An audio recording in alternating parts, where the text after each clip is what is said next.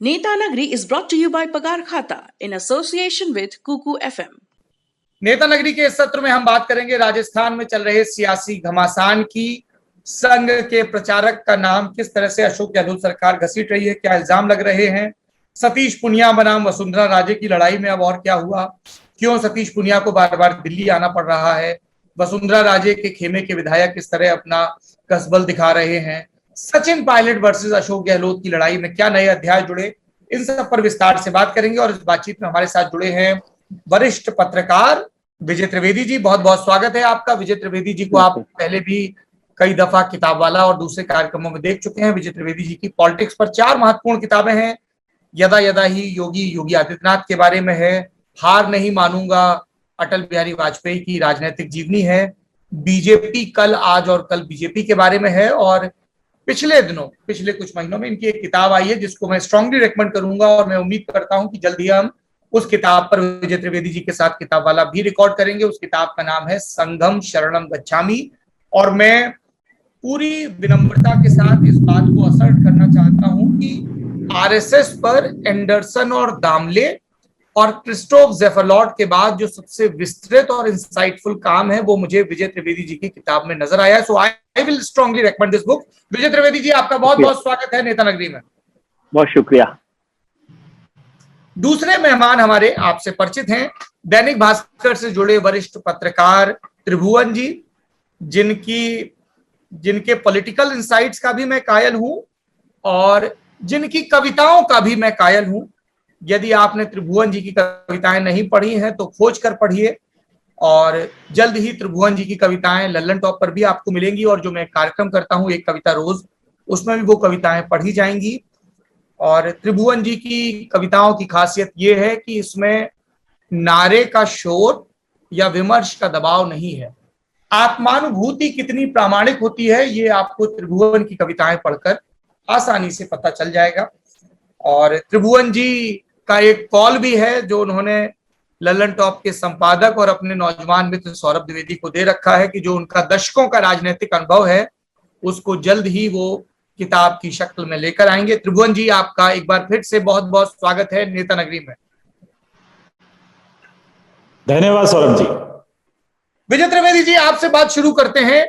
आपने लंबे अरसे तक केंद्र की राजनीति को देखा है और मूलतः आप राजस्थान के रहने वाले हैं। राजस्थान पत्रिका में आपका कॉलम भी आता है, अभी भी आता है सर? करते रहते, रेगुलर नहीं है लेकिन लिखते रहते हैं। एक तो आप भाई साहब ये बताइए, पॉलिटिक्स तो डिस्कस करते रहेंगे, ये विजय त्रिवेदी जी ने यूपी पे किताब लिख दी, आरएसएस पे किताब लिख दी, बीजेपी पे किताब लिख दी, है ना, संघ पे किताब लिख दी, राजस्थान पे कब किताब लिखेंगे? राजस्थान पे किताब लिखने के लिए त्रिभुवन जी जैसे मित्र बैठे हुए हैं जो राजस्थान की जमीन को, मिट्टी को बहुत अच्छे से समझते हैं। चलिए, और वैसे जब कोई आदेश होगा तो करेंगे काम, लेकिन त्रिभुवन जी से ज्यादा बेहतर आदमी आपको अभी नहीं मिलेगा जो राजस्थान की मिट्टी को, राजनीति को समझता। ये दर्शकों के लिए सीखने वाली बात है विजय त्रिवेदी की त्रिभुवन के बारे में टिप्पणी। मैं हमेशा ऐसे माहौल का बड़ा मुरीद रहा हूं जिसमें लोग एक दूसरे की सफलता और एक दूसरे के गुणों की सार्वजनिक रूप से चर्चा करें। विजय त्रिवेदी जी, मेरा पहला सवाल आपसे ये है, कांग्रेस आला कमान के भीतर, अलग अलग खेमों में या गांधी परिवार के भीतर या जो प्रभारी हैं अजय माकन, उन सब के भीतर अशोक गहलोत और सचिन पायलट के झगड़े का पटाक्षेप उन्हें कहां नजर आ रहा है? अभी कभी पंजाब की क्राइसिस होती है, कभी छत्तीसगढ़ से खबर आती है कि टीएस सिंहदेव और भूपेश बघेल के बीच सब कुछ ठीक नहीं चल रहा, लेकिन आज हम आपके होम स्टेट की बात करेंगे। क्या पॉलिटिकल सॉल्यूशन है जो ऑफर किया जा रहा है? क्योंकि अजय माकन बोलते कुछ हैं, अशोक गहलोत उसकी हवा निकाल देते हैं 24 घंटे के भीतर। जी सौरभ, महत्वपूर्ण बात जो मुझे इतने दिनों में राजनीति में समझ में आई तो ये है कि राजनीति का एक मूल मंत्र या नारा जो था ना, औपचारिक, वो था कि राजनीति जो है सेवा का माध्यम है, यानी सेवा करने का माध्यम है। लेकिन 40 साल मुझे बात समझ में आया कि सेवा का तो माध्यम है लेकिन सेवा हासिल करने का माध्यम है, करने का मुझे पता नहीं। और ये जो सारा झगड़ा हो रहा है ये मूल मंत्र के बदलने का है। सेवा करने का माध्यम जब सेवा हासिल करने का माध्यम हो जाए तो फिर यही होता है जी। और जो लीडरशिप, आपने जो सवाल किया वो वजह है कि लीडरशिप की, एक बार हम लोग एक जमाने तक आलोचना करते रहे, अब भी आलोचना करते हैं कि यदि सेंटर मजबूत होता है, जब इंदिरा गांधी का जमाना था तो सेंटर मजबूत होता था तो चीफ मिनिस्टर को रोजाना हाजिरी देनी होती थी। आजकल भारतीय जनता पार्टी में इसकी चर्चा होती है कि वहां पर केंद्रीय नेतृत्व मजबूत है तो जो क्षत्रप है उनकी नहीं सुनवाई हो रही। कांग्रेस में इस समय उलट चल रहा है कि वहां पर जो क्षत्रप हैं, चाहे वो अशोक गहलोत हो या अमरिंदर सिंह हो या कोई और लोग हो, वो केंद्रीय नेतृत्व की नहीं सुन रहे। और केंद्रीय नेतृत्व को या तो फुर्सत नहीं है या समझ नहीं आ रहा है। जैसा आपने भी जिक्र किया कि अभी पंजाब पर चर्चा कर रहे हैं, अब वो पंजाब ठीक होगा, कब ठीक होगा, नहीं होगा। लेकिन राजस्थान को लेकर, राजस्थान का समय 1 साल करीब करीब हो गया, जुलाई से शुरू हुआ था पिछले साल, जुलाई 2020 से मुझे याद आता है। तो 11 महीने 12 महीने का वक्त यदि केंद्रीय नेतृत्व को उन्हें सुनने समझने में लग जाए या उन्हें उस मामले को सुलझाने में लग जाए, तो इसका मतलब है कि सेंट्रल लीडरशिप की पकड़ वहां पर ठीक नहीं है, क्योंकि कोई ना कोई रास्ता तो निकल ही आता है। अशोक गहलोत कांग्रेस के पुराने नेता हैं, राजीव गांधी के जमाने से, इंदिरा गांधी के जमाने से। सचिन पायलट राहुल गांधी के जमाने के तो हैं ही, उनके मित्र रहे हैं। राजेश पायलट उनके पिता थे, वो रहे हैं, राजस्थान में उन्होंने काम किया, प्रदेश अध्यक्ष के तौर पर काम किया। तो या तो सेंट्रल लीडरशिप को ये समझ नहीं आ रहा है कि किस लीडर की कितनी ताकत है और कितनी जरूरत है। अशोक गहलोत सबसे बड़े नेता हैं कांग्रेस के राजस्थान में, इसमें कोई शक नहीं है। लेकिन नई पीढ़ी जब तक आगे नहीं आएगी, और अशोक गहलोत के साथ साथ सचिन पायलट प्रदेश अध्यक्ष रहे, उन्होंने चुनाव लड़वाया, वो सब काम किया। लेकिन आज जो मुझे समझ आ रहा है कि वो सब तरफ से ये प्रयास हो रहा है, कोशिश हो रही है कि अशोक गहलोत या कोई भी लोग सचिन पायलट को इस दीवार तक पुश कर दें, या तो वो कांग्रेस छोड़ दें या भारतीय जनता पार्टी में चले जाएं या कहीं और चले जाएं। और सचिन पायलट की कोशिश है कि वो दीवार तक पुश होकर भी उस दरवाजे से निकलना नहीं चाहते हैं। वो चाहते हैं कि इस कमरे के भीतर ही कोई रास्ता निकल आएगा, वही उनके लिए सम्मानजनक होगा। अब इन दोनों के बीच में क्या बन पाती है बात, क्या नहीं बन पाती, ये तो छोटी बातें होती है कि उनके मंत्री बनने चाहिए, उनके सचिव बनने चाहिए, जिला अध्यक्ष का मामला है, कुछ भी तो सुनवाई नहीं हो रही। 2 महीने से मुख्यमंत्री जी को भवन तो नहीं कहूंगा, लेकिन राजभवन में बैठे हुए हैं और सुनवाई नहीं हो रही। अच्छा, त्रिभुवन जी आपके पास आते हैं। कांग्रेस पर तो बात करेंगे ही ऑब्वियसली। मैं बीजेपी के 2 एंगल्स पर आपकी टिप्पणी चाहता हूं। एक, जो वसुंधरा समर्थकों ने प्रदेश अध्यक्ष सतीश पूनिया पर हमला बोला है, कहा सर्वे कराया तो 10 में 9 लोग पसंद हैं। फिर एक, इनके पुरानी चिट्ठी का जिक्र किया जा रहा है जो वायरल की जा रही है। और तीसरा, जो भ्रष्टाचार का मामला है, कथित 20 करोड़ के घूस कांड का मामला है, जिसमें आरएसएस के क्षेत्रीय प्रचारक हैं निम्बा राम जी, उन पर एंटी करप्शन ब्यूरो की कार्रवाई की बात हो रही है। क्या चल रहा है सर वहां पे? राजस्थान की राजनीति में जो है बहुत भारी उद्वेलन चल रहा है, बड़ी भारी उठापटक है। और उस उठापटक जो अभी हमें कांग्रेस में ज्यादा दिखाई दे रही है, सच्ची बात यह है या देखने वाली बात यह है कि ये कांग्रेस और भारतीय जनता पार्टी के बीच में कोई कभी उधर ज्यादा है, कभी उठापटक इधर ज्यादा है।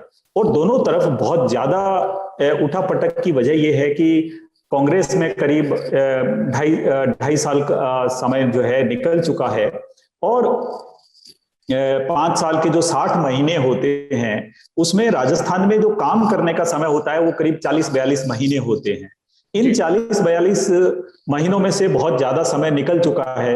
और अब आप देखेंगे तो बीजेपी को ये लग रहा है कि कांग्रेस की सरकार, क्योंकि राजस्थान का जो चरित्र पिछले बहुत सारे चुनावों की वजह से लगातार इस तरह का रहा है कि एक बार बीजेपी एक बार कांग्रेस, क्योंकि माना यह जाता है कि यहाँ का जो मतदाता है वो रोटी को अलट पलट के देखता है।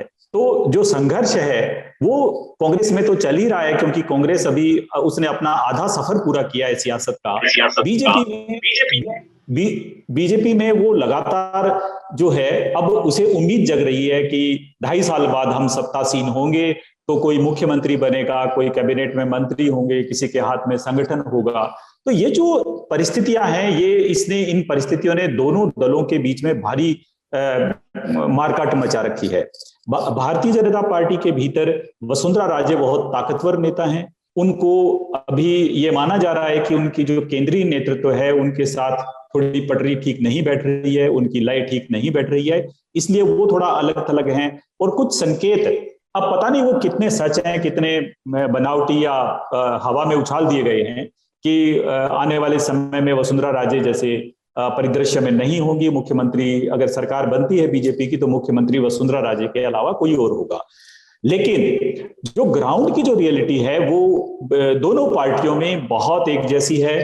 क्योंकि आप इसे अगर थोड़ा देखेंगे तो अगर हम कांग्रेस को देखें तो जो चुनाव के समय था उसमें बहुत सारे सजग लोग ये नहीं मान सकते थे कि अशोक गहलोत जो है वो बहुत आसानी से मुख्यमंत्री बन जाएंगे और सचिन पायलट जो है वो एक तरफा कर दिए जाएंगे या वो मुख्यमंत्री पद पे सहमत हो जाएंगे। लेकिन सच क्या हुआ यही कि अशोक गहलोत जो है उन्होंने पूरी बाजी पलट दी। वो एकदम हाशिए पर धकेल दिए गए थे और हाशिए से वो मुख्य पृष्ठ पर आकर के और उन्होंने वो जो है बिल्कुल सत्ता के शीर्ष में केंद्रीय जो कक्ष है उस पर आके बैठ गए, उनका कब्जा हो गया। और अब सचिन पायलट जो है वो बिल्कुल एकदम शुरू में हाशिए पर धकेल दिए गए। अभी उन्होंने जो पिछला 1 साल है उसके दौरान उन्होंने एकदम बहुत घाटा खा करके या बहुत कमजोर होने के बाद भी उन्होंने इन दिनों अपनी उपस्थिति बहुत सशक्त बना ली है। और ऐसा लगता है कि अशोक गहलोत के बाद अगर कांग्रेस में कोई व्यक्ति अपनी उपस्थिति दिखा सकता है या कोई ताकत का केंद्र है तो वो सचिन पायलट हैं।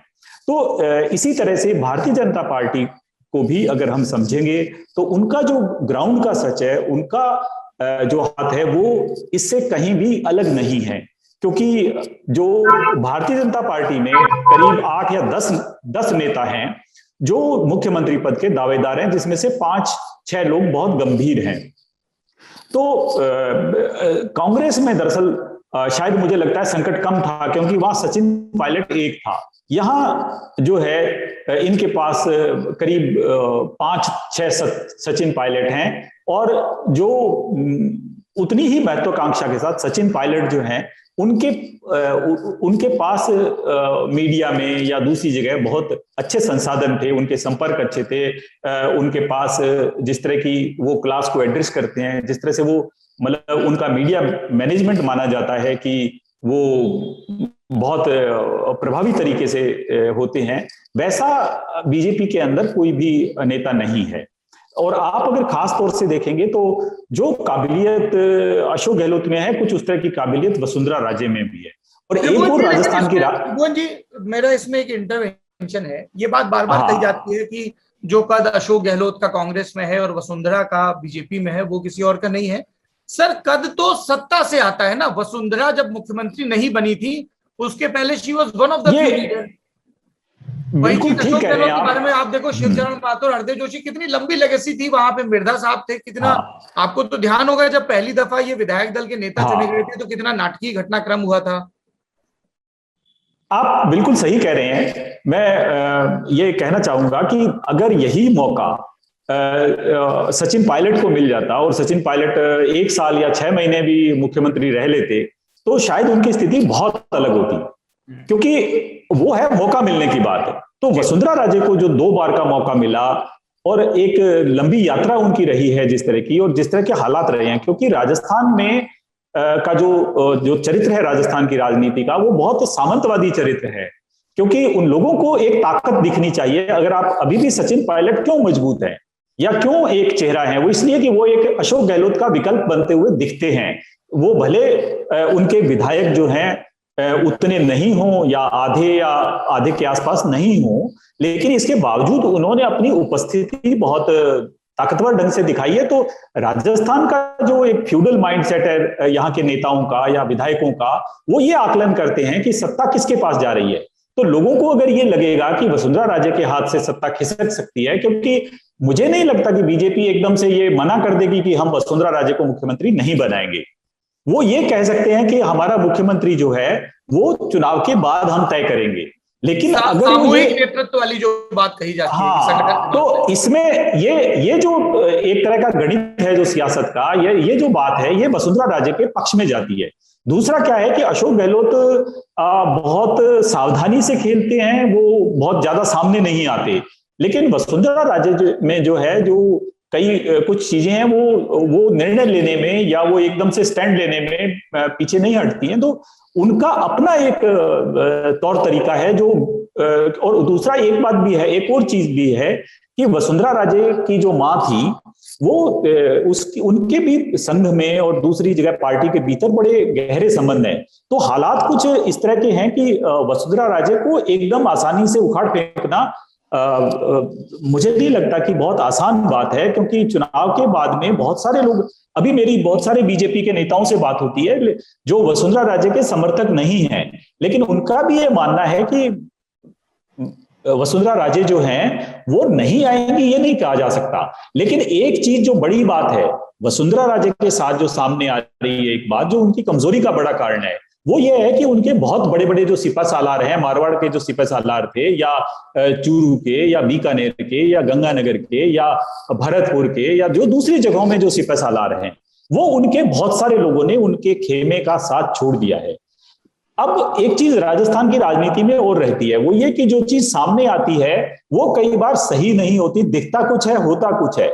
और ये अशोक गहलोत जो है ऐसे, उनके साथ ऐसा ज्यादा है, क्योंकि बहुत सारे लोग वो जो है अपने दूसरे खेमों में भी छोड़ देते हैं, और बाद में किसी को पता लगता है कि ये तो धोखा हो गया कि आदमी ने पाला बदल लिया। दरअसल पाला नहीं बदला होता, वो एक तरह की राजनीति की एक पुरानी यहाँ की का तौर तरीका रहा है। वो भैरव सिंह शेखावत भी करते रहे हैं, मोहनलाल सुखाड़िया ने भी किया है, और दूसरे राजनेताओं ने भी किया है। तो आप इस कैरेक्टरिस्टिक को देखेंगे, इस चरित्र को देखेंगे यहाँ की मिट्टी के, तो ये चीजें दिखाई देती हैं। जहां तक आपने अभी सतीश पूनिया और आरएसएस का जिक्र किया है, तो आरएसएस यहाँ आप देखिए कि पहली बार इतने बड़े विवादों के दायरे में आया है, घेरे में आया है। जो आज तक आरएसएस का कोई भी प्रचारक जो है, भले वो ओम माथुर रहे हों, भले वो प्रकाश चंद्र रहे हों, या दूसरे लोग रहे हों, कभी भी इतने बड़े विवादों में नहीं आए, और इस तरह का आरोप पहली बार लगा है। तो संघ इसका विरोध कर रहा है, बीजेपी के नेता इसका विरोध कर रहे हैं, और बीजेपी के वो नेता जिन्हें संघ पसंद नहीं करता है, और उनकी पुरानी जो समाजवादी पृष्ठभूमि है या जो दूसरी तरह के है, उन लोगों ने भी सबसे पहले मुखर होकर के निम्बाराम के समर्थन में बयान जारी किए और सरकार पर हमला किया है। लेकिन आप देखिए कि वो हमला सामने से भी उतनी ही तेजी से उन पर हो रहा है। तो जो हालात हैं वो इसमें पहली बार देश में संघ जो है एक बड़े विवाद के दायरे में आया है, और उसके साथ कई चीजें और भी हैं। उसे साबित किया जा सके नहीं किया जा सके, ये बाद की बातें हैं, क्योंकि एसीबी में बहुत सारे केसेस जितने राजस्थान में गए हैं, या वो कोर्ट में जाकर के लोग बहाल हो गए हैं, या वो दोषारोपण से, दोषों से मुक्त कर दिए गए हैं। तो यहाँ जो है बहुत इस तरह की जो राजनीति है, जो भ्रष्टाचार के आरोप रहे हैं। लेकिन ये ध्यान रखने की बात है कि ये 20 करोड़ रुपए की बात, और जहां वो व्यक्ति जो जगह है वो कौन सी है, उस जगह पे बात हो रही है, और बात भी उस दिन हो रही है जिस दिन जो संघ के स्वयं सेवक हैं उनके उस दिन जो ये कोरोना की वैक्सीन जो है वो लगी है। तो ऐसी क्या विवशता थी कि उस दिन भी उनको बुखार था, लेकिन वो उन्होंने लोगों को बुलवाया क्यों? उनको इस तरह के विवादों में, उनके मौजूदगी में ऐसी 20 करोड़ के लेन देन की या जो भी बातचीत है, या एक कंपनी जो है उसके व्यक्ति क्यों आए हुए हैं, किस तरह के हैं, तो ये सवाल संघ में भी खड़े हुए हैं। वो भले मुखरता से नहीं बोले, लेकिन इस दौर ने एक बहस को बड़ा जन्म दे दिया है कि संघ में कभी कैसे कैसे लोग रहे थे। एक अभी पुराने जो बीजेपी में जो महामंत्री संगठन है वो लंबे समय बाद भेजे गए हैं। इससे पहले प्रकाश चंद्र थे और वो बहुत वर्ष पहले थे। तो इतने वर्षों तक संघ ने बीजेपी में अपना कोई महामंत्री संगठन भी नहीं भेजा था। और वहां मैं आपको एक किस्सा जरूर याद दिलाऊंगा कि यहाँ बीजेपी में महामंत्री संगठन थे। उस समय बीजेपी भयंकर विवादों के दौर में थी, सत्ता और संगठन के बीच में भारी संघर्ष था। राजस्थान में ओम माथुर जो है वो प्रदेश अध्यक्ष थे, वसुंधरा राजे जो है मुख्यमंत्री थी, चुनाव हार गए थे। और चुनाव हारने के बाद जब इन्हें कहा गया कि आप पद छोड़ दीजिए, तो बहुत से लोगों ने बाद में पद छोड़ा, लेकिन जो महामंत्री संगठन प्रकाश चंद्र थे उन्होंने तत्काल प्रभाव से अपना पद छोड़ दिया। और उनके पास न पैसा था, न उनके पास कोई बहुत महंगे वस्त्र थे। वो बिल्कुल एक धोती कुर्ता रखते थे, छोटा सा सूटकेस था, वो लिए और चल दिए। और इवन उन्होंने यहां तक कि अपने फोन की जो सिम थी वो निकाली और मोबाइल फोन जो था वो भी पटक करके वहां से चले गए उसी दिन। लेकिन अब जो तुलना कर रहे हैं आज के जो संघ के लोग जो बीजेपी में काम कर रहे हैं, संघ की तरफ से भेजे गए हैं, उनका आचरण कैसा है, वो दिन में कितनी बार वस्त्र बदलते हैं, कैसी कैसी गाड़ियों में रहते हैं, वो कहाँ मीटिंग्स, मतलब उनके किस तरह के हैं। तो संघ बनाम संघ, तो जो पहले का संघ था और जो आज का संघ है, ये भी चर्चा है, और इसमें बहुत सारे संघ के जो वरिष्ठ लोग हैं उनका मानना है कि कुछ चीजें हैं जिन पर ध्यान दिया जाना चाहिए और विवादों से संघ को दूर रहना चाहिए। विजय जी, आपके सवाल है कि वसुंधरा राजे को किस तरह से पार्टी एड्रेस करने की कोशिश कर रही है, सेंट्रल लीडरशिप की हम बात करें, क्योंकि पार्टी का जो बिजनेस एंड है उस पर उनका काफी स्ट्रांग होल्ड रहा है। जो लोग चुनाव लड़ते हैं, जो लोग विधायक बनते हैं, जो लोग सदन में जाते हैं, और फिर दूसरी तरफ हम ऑर्गेनाइजेशन में देखते हैं जहां बीच बीच में लोगों को प्लांट करने की कोशिश होती है, लेकिन वो पनप नहीं पाते हैं वसुंधरा राजे के उस बरगद के नीचे, अगर उस तरह से कहा जाए तो। आपकी क्या जानकारी है सर इस बारे में? नहीं, केंद्रीय नेतृत्व और वसुंधरा राजे जो राजस्थान की पूर्व मुख्यमंत्री हैं, मुख्यमंत्री रही हैं, उनके बीच में संघर्ष तो लंबे समय से चल रहा है। ये आज नया संघर्ष नहीं है। जी। और अभी जब सत्ता में नहीं है उसके बाद भी संघर्ष चल रहा है। एक जमाना था कि वो मुख्यमंत्री थी और पार्टी अध्यक्ष दिल्ली में हुआ करते थे, वो दिल्ली आकर भी उनसे नहीं मिला करती थी। तो ये व्यक्तिगत संघर्ष नहीं है, ये सत्ता का संघर्ष। वो केंद्रीय नेतृत्व को अपने से बड़ा मानने को तैयार नहीं है, ऐसा लगता है, पहली बात। दूसरी बात, केंद्रीय नेतृत्व चाहता है कि पार्टी की जो डिसिप्लिन है, जो लाइन है, उस पर चला जाए। उसके साथ साथ केंद्रीय नेतृत्व चाहता है कि अब नई लीडरशिप भी तैयार होनी चाहिए। वसुंधरा राजे भी, जैसे सौरभ जी ने कहा, कि सत्ता जो है वो आपको कद देती है, कद उससे बनता है। तो एक जमाने में भैरव सिंह शेखावत मुख्यमंत्री होते थे, तब वसुंधरा राजे की एंट्री हुई थी और वसुंधरा राजे को एक तरह से ट्रेंड किया था, ट्रेनी रही वो उनके पास, और फिर केंद्र सरकार में ट्रेनी के तौर पर मंत्री बनी, लेकिन वो बाद में मुख्यमंत्री बनी और उनका बड़ा कद हो गया। तो आज उनकी ताकत सबसे ज्यादा, इसमें भी कोई संशय नहीं है, कोई सवाल नहीं होना चाहिए कि राजस्थान बीजेपी में उनसे बड़ा नेता कोई नहीं है। जैसे त्रिभुवन जी ने भी जिक्र किया कि 5 वहां पर सचिन पायलट है, 5 सचिन पायलट होंगे, लेकिन उनसे भारी हैं जो वसुंधरा राजे हैं। उनका जो कद है वो उन सबसे भारी है, और अभी उनके पैरेलल कोई नहीं दिखाई देता। बल्कि कहना चाहिए कि 1 to 10 यदि लीडरशिप को देखा जाए बीजेपी में, राजस्थान में, तो वसुंधरा के आगे कोई नहीं है, चाहे आप उन्हें पसंद करें ना पसंद करें। इसलिए कोई रास्ता नहीं है। उनके साथ कैसे रास्ता निकाला जाए? सतीश पूनिया बहुत नौजवान लोगों में से हैं, मेरे मित्र भी रहे हैं, एबीवीपी से रहे हैं, छात्र संघर्ष में उन्होंने काफी काम किया है, लेकिन दोनों के कद में अभी बड़ा फर्क है। सतीश पूनिया तो खुद ग्रो किया है उन्होंने वसुंधरा राजे के नेतृत्व में, तो वो एक संघर्ष चल रहा है। यदि वसुंधरा जी को सम्मान देकर और उनकी लीडरशिप को एक्सेप्ट करके यदि काम किया जाए, तो मुझे लगता है कि भारतीय जनता पार्टी के लिए फायदा हो सकता है। अभी क्या हो रहा है कि वहां पर जो दोनों पार्टी की पॉलिटिक्स चल रही है, जो त्रिभुवन जी ने भी जिक्र किया, कि अशोक गहलोत की सरकार बची हुई है, तो कुछ लोग कहते हैं वसुंधरा जी की वजह से, समझे। और सचिन पायलट जो है वो अशोक गहलोत को परेशान क्यों हुए हैं, तो वो गजेंद्र सिंह शेखावत या पार्टी की दूसरी लीडरशिप की वजह से। तो ये जो दोनों का संघर्ष है, वो दोनों में बैलेंस भी किए हुए है। अशोक गहलोत की सरकार भी भारतीय जनता पार्टी की वजह से बच रही है, और अशोक गहलोत की सरकार संकट में भी भारतीय जनता पार्टी की वजह से हो रही है। अब इसमें से कौन ताकतवर बन सकता है?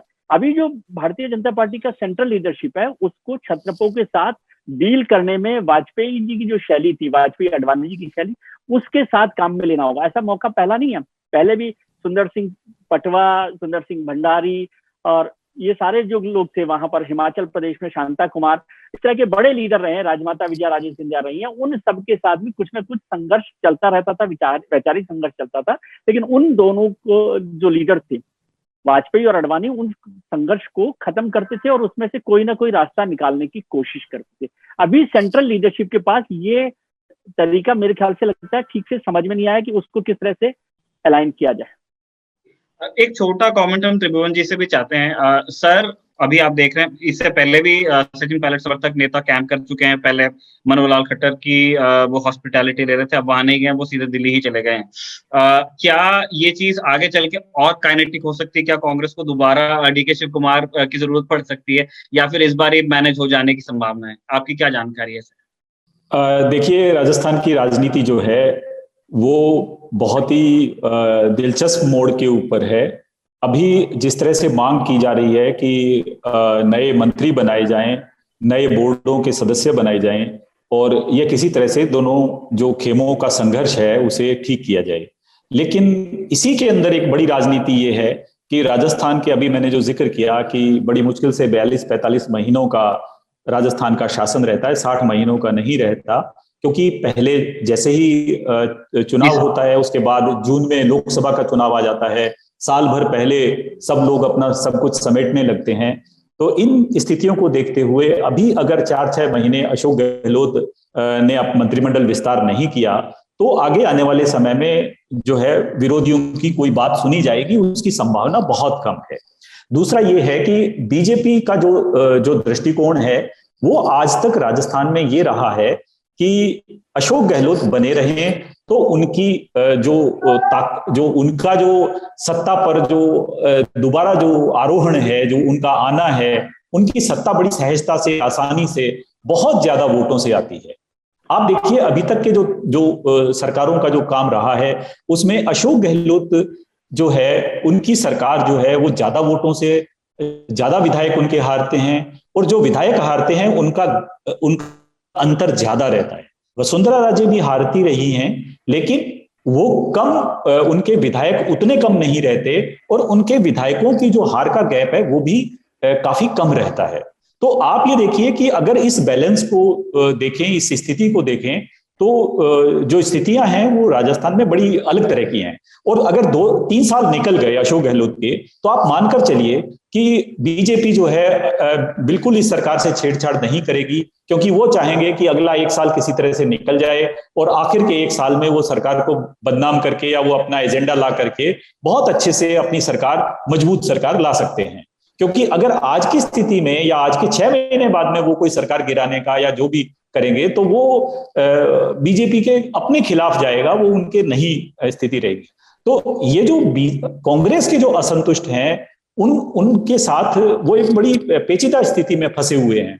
जैसे सचिन पायलट हैं, वो कोशिश कर रहे हैं कि उनके जो विधायक हैं उनको मंत्रिमंडल में जगह मिल जाए, और वो काफी हद तक मुझे लगता है कि सफल रह सकते हैं, क्योंकि उन्होंने चारों तरफ से बड़ा भारी दबाव बना रखा है, और मीडिया में और चारों तरफ जिस तरह की स्थिति है उससे लग रहा है। लेकिन अशोक गहलोत जो है वो भी कोई मतलब मक्खन में से जैसे बाल निकलता है, वो उस तरह के नेता हैं। उनकी अपनी एक चतुराई है, उनका अपना एक राजनीतिक कौशल है। और ये जो कहा जा रहा है कि केंद्र जो है बार बार सुन नहीं रहा है, या हाईकमान बहुत कमजोर हो गया है, तो अब ये पता नहीं हाईकमान कमजोर है, उनको कहना नहीं चाहता, या ये है कि हाईकमान भी यही चाहता है और अशोक गहलोत भी वही चाहते हैं। तो क्योंकि अगर हाईकमान चाहे, मुझे नहीं लगता कि राहुल गांधी चाहें, प्रियंका गांधी चाहें, सोनिया गांधी चाहें, तो ये परिस्थितियां बनी रह सकती हैं। क्योंकि ये इतनी जो बेखबरी है उतनी हो नहीं सकती, और ये जो बेखबरी है ये कांग्रेस को लगातार रसातल में धकेले जा रही है। क्योंकि पंजाब का भी उदाहरण और राजस्थान का भी उदाहरण जो दोनों देखें, तो ये एक तरह के ही है। मेरा आखिरी सवाल आप दोनों मेहमानों से है। विजय त्रिवेदी जी, आपसे शुरुआत करेंगे। हमने बहुत सारे राज्यों में, चाहे उत्तर के हों, चाहे दक्षिण के, चाहे पूर्व के या पश्चिम के, ऐसे राजनीतिक दलों का उभार देखा है जो उस रीजन के एस्पिरेशंस को रिप्रेजेंट करते हैं। तमाम छोटे दल भी हो सकते हैं, अकाली दल है, पंजाब की पॉलिटिक्स करता है, नेशनल कॉन्फ्रेंस पीडीपी जेएनके की पॉलिटिक्स करते हैं, आम आदमी पार्टी राष्ट्रीय विस्तार चाहती है पर उसकी छवि अभी भी दिल्ली बेस्ड पार्टी की है, उत्तर प्रदेश में सपा और बसपा हैं जो अलग अलग कम्युनिटीज को रिप्रेजेंट करते हैं, but they are largely UP की पार्टी। बिहार में हमें दिखती है जेडीयू दिखती है, आरजेडी दिखती है, टीएमसी, बीजू जनता दल, मतलब एक लंबा सिलसिला है। मध्य प्रदेश में माधवराव सिंधिया ने थोड़ी देर कोशिश की थी मध्य प्रदेश विकास कांग्रेस बनाने की, जैन हवाला कांड के बाद जब उनका राव से झगड़ा हुआ था। राजस्थान में इस तरह की कवायदों का क्या इतिहास और क्या भविष्य है कि कोई ऐसा रीजनल, कोई ऐसा पॉलिटिकल गुट उठे जो कांग्रेस और बीजेपी का अल्टरनेटिव बनने का दावा पेश करे, या कमजोर हो रही है अगर कांग्रेस तो बीजेपी का प्रतिद्वंदी बनने की कोशिश करे, और जो राजस्थान की आइडेंटिटी, राजस्थान के हित और इन सबको आगे रख के अपनी पॉलिटिक्स को चलाए। विजय जी। सौरभ जी, आपने जो सवाल किया और जिसने विस्तार से उसकी चर्चा की है, वो सवाल का जो जवाब है उसी में शामिल है। जितनी पार्टियों, जितने राज्यों का आपने जिक्र किया, वो हर पार्टी एक कारण से बनी हुई है, उसमें एक एस्पिरेशन है। वो रीजनल एस्पिरेशन हो सकता है कि उड़ीसा में है या वेस्ट बंगाल में है या और राज्यों में है। रिलीजियस एस्पिरेशन हो सकता है कि अकाली दल हो पंजाब में। लैंग्वेज का एस्पिरेशन हो सकता है जो कर्नाटका में होता है, तमिलनाडु में होता है, उस तरह का। राजस्थान जो है इनमें से किसी भी पैमाने पर, स्केल पर फिट नहीं बैठता। एक ऐसा हिंदी भाषी राज्य जहां राजस्थान का खुद का गौरव बहुत है, लेकिन वो एस्पिरेशन नहीं दिखाई देता जो बंगाल में दिखाई देता है। भाषा का विवाद वहां पर है नहीं, क्योंकि एक हिंदी भाषी है और शुरुआती दौर से वो संघ का एक बड़ा उसमें हिस्सेदारी रही और कांग्रेस की सरकार रही, तो वो दो पार्टी की जो स्टेट उस तरह की रही, तो वहां पर किसी को एंट्री नहीं मिली। एक जमाना हुआ जब वीपी सिंह से चंद्रशेखर का ट्रांजिशन हुआ केंद्र में, तब वहां पर एक पार्टी टूटी जेडीयू, और जेडीयू का जो है जनता दल दिग्विजय सिंह वहां पर बनाया भैरव सिंह जी ने अपनी सरकार बचाने के लिए, और वो मर्जर हो गया। जो आज वसुंधरा जी के लेफ्टिनेंट हैं वो सारे लोग जनता दल दिग्विजय सिंह से आए हुए हैं, चाहे वो राजेंद्र सिंह राठौड़ हो या और लोग हों। बीएसपी को हमने देखा कि थोड़ा बहुत वहां पर होता, क्योंकि कास्ट कॉम्बिनेशन की पॉलिटिक्स भी राजस्थान में उस तरह से नहीं होती जैसे उत्तर प्रदेश में होती है या बिहार में होती है। तो बीएसपी जब 4, 5, 7 एमएलए किसी तरह से कोशिश करके ले आती है, तो उसको कांग्रेस, अशोक गहलोत ने हर बार कोशिश करके उसको मर्ज कर लिया। तो वो 2 स्टेट पॉलिटिक्स से आपको याद हो कि जब आम आदमी पार्टी का विस्तार होने लगा तो राजस्थान पर उन्होंने फोकस किया, लेकिन उनको समझ में आया कि राजस्थान की जमीन खेती के लिए नहीं, उनकी राजनीति के लिए भी बंजर है। तो वो वहां पर उसको फसल उगाने में उनके लिए बहुत मुश्किल काम हुई। तो वो दोनों पार्टियां, बल्कि दोनों पार्टियों के भीतर भी जो लीडरशिप में भी एक अलग नई लीडरशिप तैयार हो सकती है, उसका काम भी मुश्किल हुआ। हरिशंकर भावड़ा भारतीय जनता पार्टी के बड़े नेता रहे, उप मुख्यमंत्री बने, लेकिन वो कभी नेता नहीं बन पाए। फिर गुलाब चंद कटारिया आजकल है।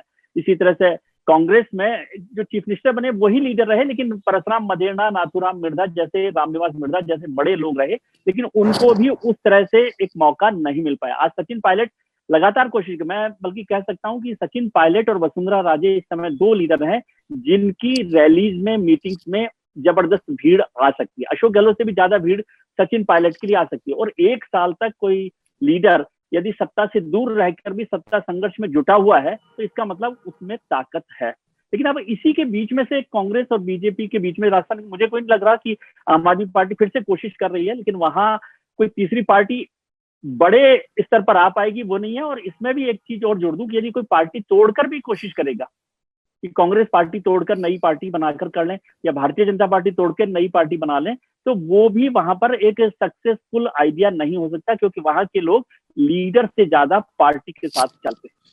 जी त्रिभुवन जी, इस पर आपकी टिप्पणी चाहूंगा before we close this session. Vijay ji जो हैं बड़े हमारे सीनियर साथी हैं, उन्होंने राजस्थान की राजनीति को बड़ा नजदीक से देखा है, बहुत पुराने समय से देखा है। जो उन्होंने विचार व्यक्त किए वो राजस्थान के बारे में बहुत सारे लोगों के ये विचार हैं और जो संजीदा लोग माने जाते हैं वो ऐसा समझते हैं। लेकिन पत्रकारिता में रहते हुए मैंने कई बार इस चीज को टटोला, और जब इतिहास पढ़ते हैं तो आप देखिए कि अरुण नेहरू ने राजस्थान में बड़ा सर्वे करवाया था, मैं उसकी बात बाद में करूंगा हल्का सा। लेकिन ये बताना चाहूंगा कि जो भारतीय जनता पार्टी है, भारतीय जनता पार्टी से पहले यहाँ स्वतंत्र पार्टी का बड़ा अस्तित्व था और राजस्थान के विभिन्न इलाकों में उसके बड़े विधायक और सांसद रहे हैं। तो आप देखिए कि राजस्थान की राजनीति का जो चरित्र जिस तरह का है, और भारतीय जनता पार्टी जो है, भैरव सिंह शेखावत से हमारी कई बार जब मुलाकात हुई और उन्होंने भारतीय जनता पार्टी के विकास की बात की, तो उन्होंने ये बताया कि भारतीय जनता पार्टी बनी कैसे। उन्होंने कहा मैंने 36 दलों को निगला है।